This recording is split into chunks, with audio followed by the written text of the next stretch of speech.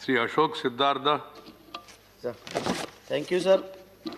Subject है sir दसमोत्तर कक्षा में पढ़ने वाले अनुसूचित जाति के छात्रों को अल्पसंख्यक छात्रों के समान ही स्कॉलरशिप देने के संबंध में। महोदय, किसी भी समाज और राष्ट्र का निर्माण बगैर शिक्षा के अधूरा है।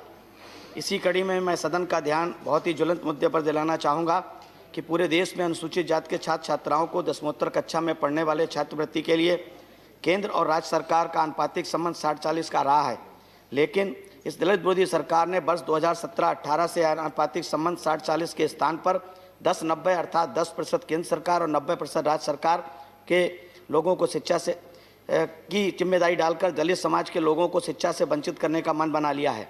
हालात यह हो गए हैं कि राज्य सरकारें जो पहले से ही आर्थिक संकट से गुजर रही हैं, यह 90% धन देने की जगह योजना को ही बंद करना उचित समझती हैं।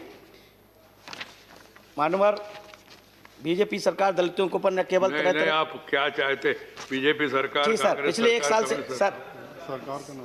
सरकार है सर पिछले एक साल से यह मामला कैबिनेट में विचाराधीन है, लेकिन प्रधानमंत्री जी को अभी समय नहीं मिला है कि 60 लाख पिछले 14 राज्यों के 60 लाख दलित बच्चे छात्रवृत्ति न मिलने के कारण 10वीं कक्षा अर्थात 11वीं और 12वीं तक की पढ़ाई अधर में छोड़ देंगे।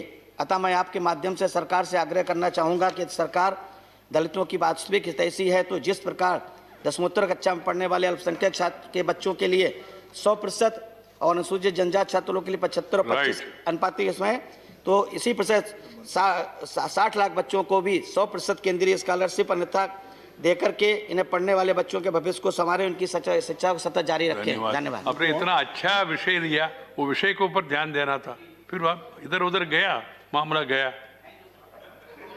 मंत्री जी विषय सभापति महत्वपूर्ण है। सभापति महोदय, पोस्ट मैट्रिक छात्रवृत्ति का एक फार्मूला 40 साल से अधिक समय से चल रहा था और उस फार्मूले के आधार ये था कि 5 सालों में, पंचवर्षीय योजना के 5 सालों में सबसे अधिक जिस राज्य ने उस साल में पैसा दिया है वो कमिटेड लायबिलिटी बन जाती थी और उतना पैसा फिर राज्य सरकार को देना पड़ता था और बाकी जो बचता था वो केंद्र सरकार देती थी।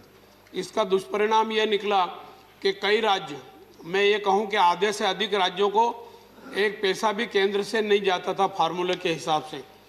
हमने इस फार्मूले को बदल करके 60-40 का रेशो कर दिया। 60-40 अर्थात 60% केंद्र सरकार देगी और 40% राज्य सरकार देगी और इस कारण से अब कोई भी राज्य ऐसा नहीं होगा जहां छात्रवृत्ति नहीं मिलेगी केंद्र से। केंद्र से 60% मिलेगा।